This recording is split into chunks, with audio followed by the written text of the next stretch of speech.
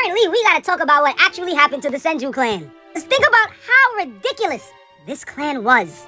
During the Warring States period, the two biggest problems walking around were the Uchiha and the Senju clan.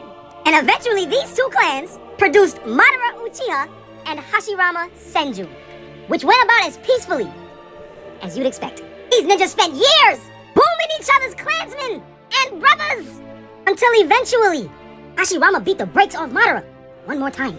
His brother's gone, his clan's getting whooped on. Hashirama got him on his back, and Madara finally said, "Alright gang, you got it." And the Senju and the Uchiha did something that sounded insane, especially for the time. They stopped fighting and built a village together, Konoha. And this is where the Senju story gets really interesting, because Konoha doesn't stay Senju and Uchiha land for long. Hashirama literally tells Madara that the Sarutobi and Shimura clans already want in, and more clans are expected to follow. So almost immediately, this little experiment starts becoming much bigger than the two clans that founded it. And Hashirama's thinking starts becoming less my clan and more my village. Everybody inside Konoha becomes somebody he believes he has to protect. And eventually, even leadership stops being a Senju thing. Tobirama becomes second Hokage. Yes, but then who comes after him? Hiruzen Sarutobi.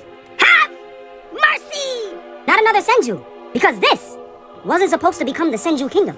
It was supposed to become a village. And somewhere around this same early era, Madara eventually leaves Konoha, comes back with Kurama, gets the brakes beat off him. Again, Mito Uzumaki, who's already Hashirama's wife, mind you, seals the Nine Tails into herself. And later, Hashirama is sitting at the first 5 Kage summit with Konoha possessing multiple tailed beasts. He's trying to distribute them for balance. This ninja is Professor Oak.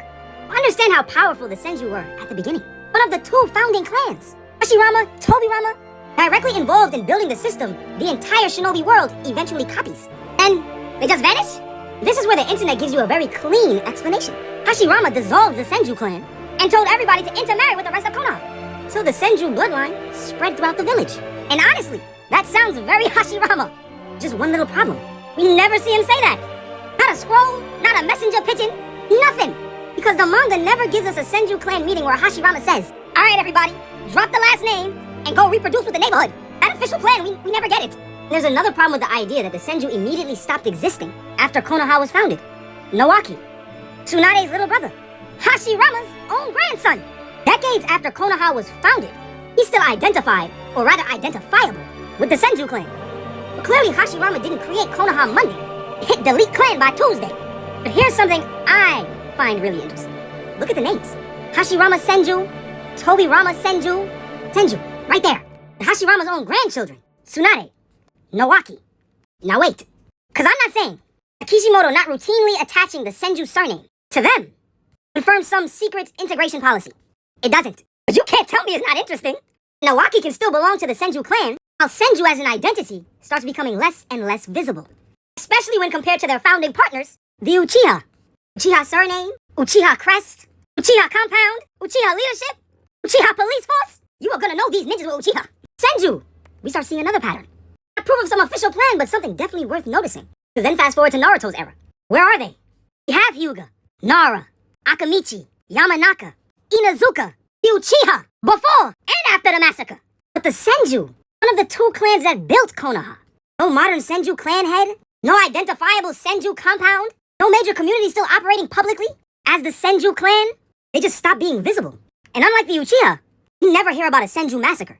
Unlike the Uzumaki, we never hear about their homeland being destroyed and everybody scattering. Senju don't even have a confirmed dissolution. They just stopped showing up. And that's what makes this so weird. Could generations of war have gotten a lot of them? Absolutely.